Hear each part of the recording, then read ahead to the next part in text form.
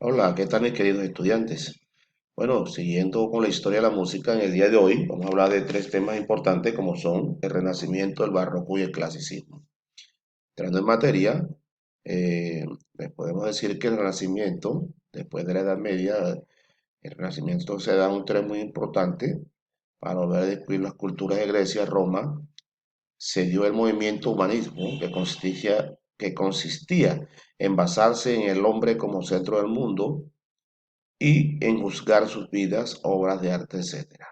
Tomando como referencia la sabiduría de la antigüedad, con el tiempo los caballeros y personajes importantes de la sociedad comenzarán a disponer de su castillo y palacios de artistas que compondrán la música que se interpretará en las fiestas, que a menudo organizarán como motivo de boda, bautizo o cualquier otro tipo de celebración, principalmente por los reyes, ¿no? Y príncipes que llegan a contratar músicos de gran fama que tienen a su cargo varias capillas musicales donde se interpretan gran cantidad de obras que incluso han llegado a nuestros días recopiladas en importantes cancioneros, como por ejemplo los cancioneros de Palacio, ¿no? Que reúnen más de 400 obras musicales interpretadas en la corte de los reyes católicos. ¿Por qué se llamaban cancioneros de Palacio? Porque fueron unos manuscritos que se encontraron en el Palacio de los Reyes Católicos. Entonces se toma ese nombre de cancioneros de Palacio. Cancioneros de la Colombina. En estos cancioneros, aunque tienen piezas de carácter religioso, la mayor parte son composiciones profanas y algunas de ellas tienen acompañamiento musical. Cancioneros de la Colombina son unos cancioneros encontrados en el siglo XV, en el Palacio también, y reciben ese nombre. eh, eh, Se les da el nombre por Fernando Colón, y el hijo del descubridor, ¿no? Quien adquirió las obras en 1534, por eso se llaman cancioneros de la Colombina. Eh, las capillas musicales están formadas por maestros de capilla, que eran como el profesor, el director que conocemos actualmente, ¿no? Dirigía a todos los músicos, enseñaba a leer, escribir y cantar los niños del coro y componía la música que se tocaba. Los instrumentos normalmente eran instrumentos como de viento, que cantaban a veces las partes de los cantantes. Los niños cantores eran otro movimiento, o sea, eran niños que se seleccionaban por su voz y aunque cambiaran la voz se iban a la corte más adelante a adelantar los estudios posteriores de música, todos patrocinados por los mecenas o los reyes, que eran los patrocinadores, ¿no? En la música religiosa se destacan piezas como las misas, los motetes, que es eso fue un estilo de música religiosa llamado motete, que son composiciones muy importantes en esta época. Y en la música instrumental resaltan algunos instrumentos como el laúd, que ya lo conocimos en la Edad Media, y la vihuela. En España fue muy importante en estos periodos musicales y hubo grandes compositores. Tenemos compositores como Luis de la Victoria, Francisco Guerrero y Cristóbal de Morales.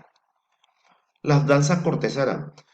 Tuvo una floración extraordinaria en los palacios reales de España y Portugal durante el siglo XV, por lo que cuentan las crónicas del centro de la música profana de los reyes de España. Pues siempre la danza, ¿no? Eso era, lo destacaban siempre la- en, en la- en las danzas cortesanas en los reyes católicos, más que todo en España, en Portugal y España en el siglo XV. Bueno, entrando al periodo barroco, se extiende aproximadamente desde el año 1600 a 1700. Esto se debe a que en 1600 se da la primera ópera conservada y con la muerte de Juan Sebastián Bach en 1550. Esto se toma de la historia del arte, que significa piedra de forma, que significa piedra de forma irregular, ¿no? Eh, del Renacimiento al Barroco se da un cambio influido por la enseñanza del humanismo.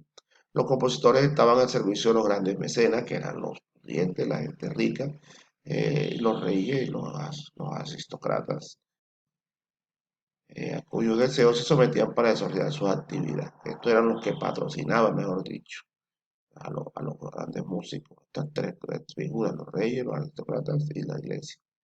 El principio básico del barroco es denominado bajo continuo o bajo cifrado, que consistía en un número eh, para desarrollar el acompañamiento de las obras musicales, ¿no?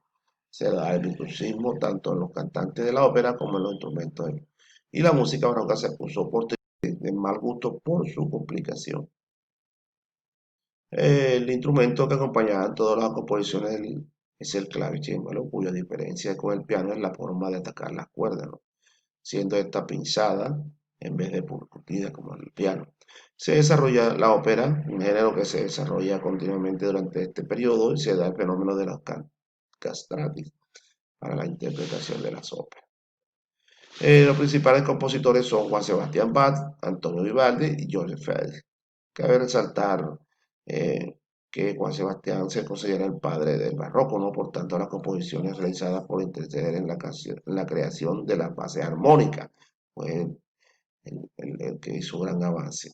Entre sus obras más destacadas son los canciones, conciertos de Brandenburgo, música religiosa como La Pasión según San Mateo y numerosas obras para órganos, así como conciertos para instrumentistas solistas.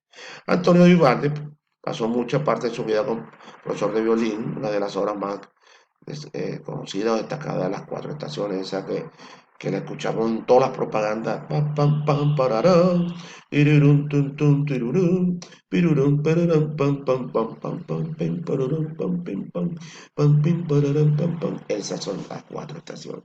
Muy linda y muy famosa en todo el mundo entero. Y Giorgio Fedri fue organista destacada por sus óperas, sus oratorias, entre ellas también compuso obras como música para reales, juegos artificiales y música acuática. Entrando con el clasicismo, es un periodo que marca entre el barroco y el romanticismo, ¿no? Suele fecharse convencionalmente entre 1750 y Sebastián Bach en 1827, en el año que muere. Bueno, en el contexto cultural del clasicismo tenemos que los artistas encontraron una burguesía, un nuevo público para apreciar sus obras y que debían satisfacer sus creaciones entretenidas y naturales. El contexto musical, la música iría abandonando los círculos eclesiásticos y para desenvolverse en casas privadas de la burguesía de espectáculos públicos. En este periodo se produce una vuelta a los ideales de la cultura clásica grego-romana, basada sobre todo en el equilibrio, la sencillez y la belleza, dejando atrás el estilo recargado del barroco, ¿no? Por ello, en el resto de las artes se conoce este periodo como neoclasicismo. No sucede esto en la música, ya que no pueden copiar los modelos clásicos porque no han llegado, sino, sin embargo, sí van a compartir la búsqueda de la belleza y la perfección, ¿vale? Los tres compositores más destacados son Haydn, Mozart y Beethoven, que trabajan en Viena, ya que es considerada la ciudad más importante dentro del contexto musical. Las estrellas ideales del clasicismo musical son equilibrio, claridad y sencillez. Todo esto lleva a que la música era más sencilla de escuchar y comprender por el oyente. Para lograr una música de esta característica, los compositores trabajarán sobre todos estos aspectos. Tenemos que la melodía se articula una frase bien diferenciada en un número determinado de compases, 8. La armonía, el clasicismo suprime el bajo continuo, tan usado en el periodo anterior, y se usan unas armonías más claras y sencillas. La música religiosa va a estar en declive en esta época ya, tanto la música instrumental como la ópera se van a convertir en géneros muy más solicitados por el público y en general se destacan piezas como la misa y un tipo de misa de Requiem, una misa para difuntos. Dentro de este tipo de género podemos destacar el Requiem de Mozart, una obra maestra de la música clásica. Y la ópera de teatro, la ópera, los teatros se multiplicaron, el público aumentó en gran medida y los compositores encontraron una ópera formas favoritas de expresión para poder ver ese tipo de género. Se destacan dos óperas, que la ópera seria y la ópera bufa. Esta ópera seria no es muy apetecida por el pueblo común, o sea, la gente porque es muy compleja y artificial, los argumentos hablan de temas mitológicos difíciles de entender. Entonces, la ópera bufa, los temas son menos serios y cómicos. El público la entiende mejor, sus melodías eran sencillas, bonitas. Esta tiene en diferentes regiones cambia de nombre. En Alemania se denomina Singspiel, en Francia se llama Comic. Bueno, en la música instrumental el clasicismo va a ir en tres agrupaciones o características. Tenemos la música de cámara, así llamamos la música compuesta para reducidos grupos de instrumentos con la producción de la música orquesta. Las obras de cámara podrían ser para un instrumento solista, como el piano, la guitarra, para un trío, por ejemplo, violín, violonchelo. En la música de orquesta, durante este clasicismo, la orquesta evoluciona hasta convertirse en uno de los medios de expresión más utilizados por los compositores. A finales del siglo eh, XVIII ya podemos hablar de un modelo de orquesta clásica como una sucesión de cuerdas, violines, etc. Y tenemos las formas musicales más importantes del clasicismo, que son la sonata, que se trata de una obra musical compuesta por un teclado para otros instrumentos, acompañado normalmente por instrumentos de teclado, y tiene cuatro movimientos que son rápido, lento, ligero y termina en un rápido, ¿no? O presto. Esos son los movimientos de la sonata. Bueno, tenemos que la sinfonía, podemos decir que es una sonata construida para una orquesta completa, aunque de manera más compleja, ¿no? Tenía en principio tres partes o movimientos, luego se convertiría en cuatro. Entre los mejores compositores de sinfonía podemos nombrar a Haydn, Mozart y Beethoven.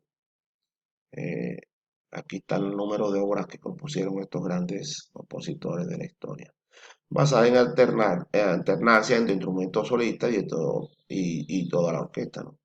Y conjuntos para solista y orquesta. Es una forma musical generalmente en forma de concierto, es la misma que de la sinfonía, pero preside el tercer movimiento.